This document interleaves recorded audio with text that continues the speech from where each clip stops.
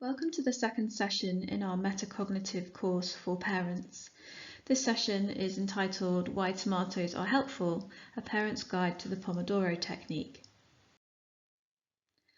What happens when you ask a child to tidy their room, or start their homework, or take the dog out? Chances are that you'll be greeted with a grunt or a "yeah, in a bit."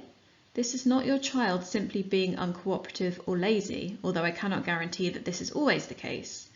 There is actually a psychological reason why your child is putting this off. When they think of something they don't want to do, the part of your brain responsible for feeling pain, the insular cortex, engages, and so their brain registers this activity as something painful and tries to stop them from doing it. However, once they get started on the task, the insular cortex calms down. It's happy that they're getting the task over with. So essentially, putting things off makes things much more difficult. So what does this have to do with tomatoes? Well, essentially this relates to the Pomodoro technique. Pomodoro is Italian for tomato, and it refers to the old-fashioned 25-minute tomato timers that were designed in the 80s by an Italian scientist.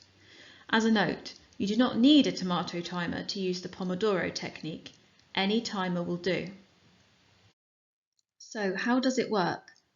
When your child has homework or revision to do, this is a method that might help them to avoid putting it off. To begin with, your child will need to ensure that they are in a distraction-free space, as much as this is possible. This means being in relative silence with phones switched off, or even better, temporarily confiscated, no music, no TV, nothing to distract them. If you live in a busy house where this just doesn't seem possible, a pair of ear defenders or earplugs would work just as well. Once in a distraction-free environment, set a timer for 25 minutes. Please remember that 25 minutes is the recommended time for a neurotypical mid-aged teen, and so younger children, or those who have ADHD, may need a reduction to perhaps 10 minutes to begin with. Once the timer has started, students start a single task and focus on it for 25 minutes.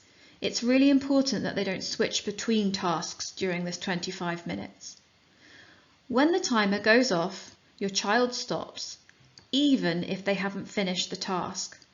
Then there is a reward for your child. This should be a pre-agreed reward so that your child knows they will be rewarded for their focus. Rewards might include some screen time or a snack, anything that will motivate your child and allow their brain to diffuse. This whole process, from the distraction-free zone to the reward, is known as the Pomodoro technique.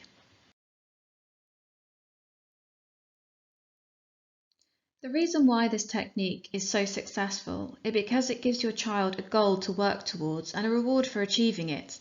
25 minutes seems like a manageable time for most people, and by chunking focus in this way, studying becomes less daunting. Children can choose to do more than one Pomodoro a day. They can also choose to continue working past the 25 minutes if they are engrossed in a particular task. Remember that this is just one of many study tools that can be used to support your child. Give it a go and see if it works. We'd love to hear how you get on.